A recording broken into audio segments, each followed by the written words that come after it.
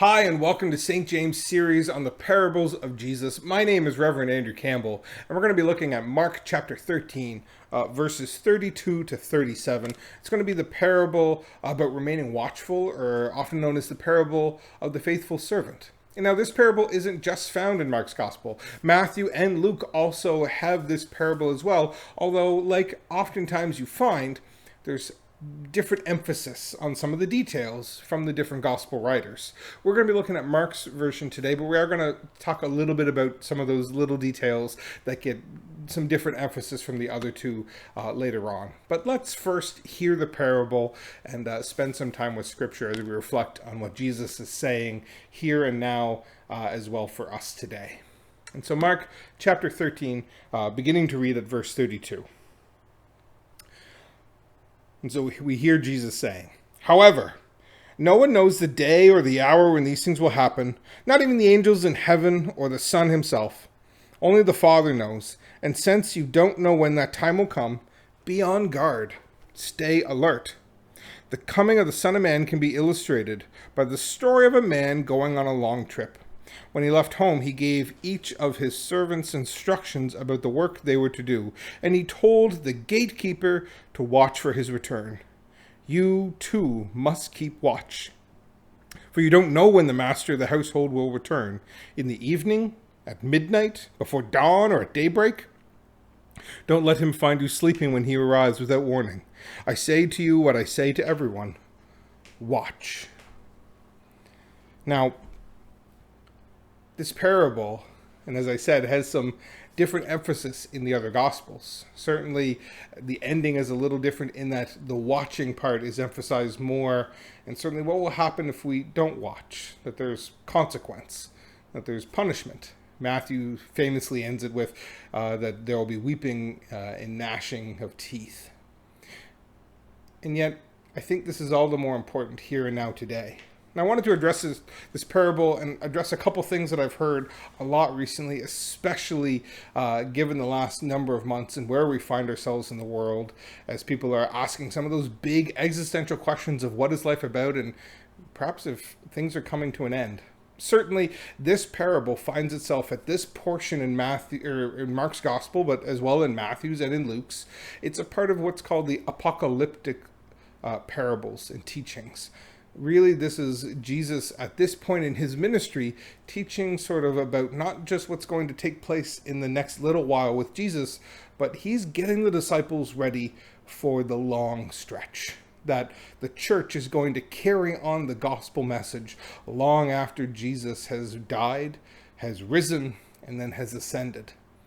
Certainly, he was preparing them as the apocalyptic sort of language states for the end times. And that's the part that I wanted to address. I know a lot of people have been trying to sort of guess, is this the end times? You know, is these all parts of the signs of what we find in other parts of Scripture as well? Books like Revelation or Daniel. And they too are apocalyptic in their nature. And yet, for me, this is the part that I always actually come back to, where Jesus very clearly tells his disciples who are asking those same questions, how will they know? How will they know when things might come to an end? Well, no one knows. As Jesus says it pretty plainly, actually, none know, not even the time nor the hour, not even the angels in heaven, not even Jesus himself, that is knowledge in which the Father has alone. Now, the point that Jesus is trying to make here with this parable, this faithful servant, and certainly we're invited to place ourselves right in those servants' shoes, is to keep watch. The point as well with that is, well, one, we're not going to know. And many have tried over the years to take guesses and put things together and see if they can figure it out. And, well, none have, or at least none have it yet. I think that's part of it. It's sort of a waste of time trying to figure that out. There's more pressing things to do. The other one is to keep watch. Luke's gospel actually goes into it a little more as well about what are you going to do to keep watch.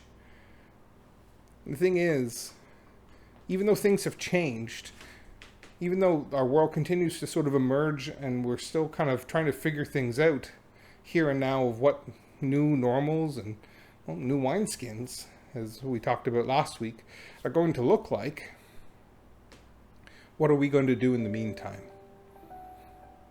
I've said it before, and I'll continue to say it because I truly believe it. Oftentimes our world, the society we live in, the culture that we live in, the Western world very much wants us to be concerned about the end and the ends of things. We want to make sure that the ends turn out right, that we get things right, that it's perfect. Yet so often Scripture, and Jesus especially here in the parables, is often so concerned not with the ends but with the means. Not how things turn out, but how we do things and why we're doing them. Jesus invites us to trust the ends into his hand, that he will look after making sure things are the way they should be. That's where faith comes in, because that is hard to do. Let's be honest and real. That is one of the hardest things to do, isn't it? To let go of that. Because so often what we want to do is control that. We want to manage that. We want to make sure that, the ends are things that we're comfortable with, that we can live with. That's why when Jesus invites us instead to die to ourselves and to that, and to find new life in him, it's trusting him. It's trusting those ends into his hands, and instead being concerned about the means.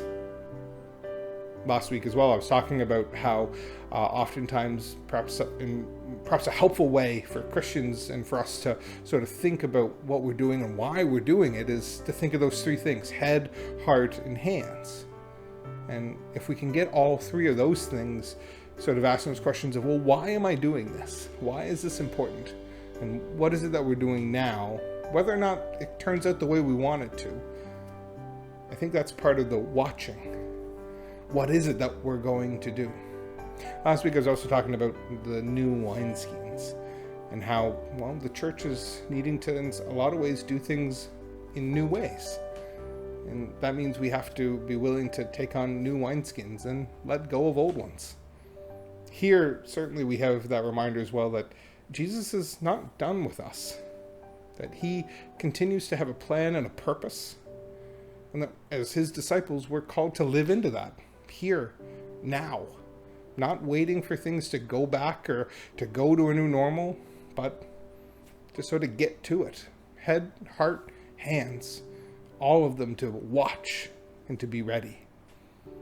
And so I know as the church, and certainly as St. James, we are looking towards September and how things are going to play out for that. But as Christians and as the ones who make up the church, really the question is up to us, each of us, all of us. What is it that we're going to do now? Not wait until things happen, but rather, what are we going to do now in order to serve the kingdom? How is it that we're sharing Christ's good news now? How is it that we are giving him head and heart and hands so that he might bring about those ends in our life? That's a question, though, that you'll have to answer. Because, like the parable says, when the master returns, he's going to ask, servants, what have you been doing? And so the hope is that we can turn and say, Master, here is what we've been doing.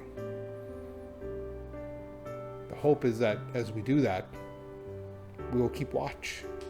And will not be concerned about the time, when, and where this is going to take place, but rather that as the Master returns, whether it's dawn or daybreak, at midnight or at dusk, we can throw the doors open, that we can rejoice and we can celebrate, because that's what our faith is about, is celebrating Christ, the one who was, who is, and who is to come.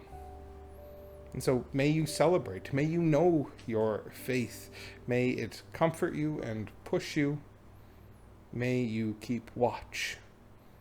And as you're keeping watch, may you find what it is that God is calling you to do, to put your head, heart, and hands towards building his kingdom here and now. May God bless you. Thank you for joining us.